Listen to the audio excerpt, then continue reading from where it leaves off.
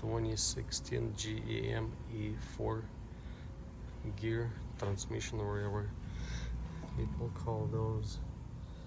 So got a water inside, so drain the water with the oil, so it's like barely moving. So this CV axle attached to it, so this thing doesn't move at all. So I'm gonna be taking apart, replacing all the wheel bearings. This is another one already. Pull this off. So this is the how it look like inside. This is the one of the covers, and this is the part that goes inside, all wheel bearings.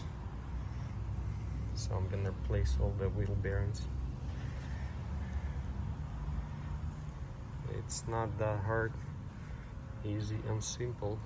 Thank you for watching.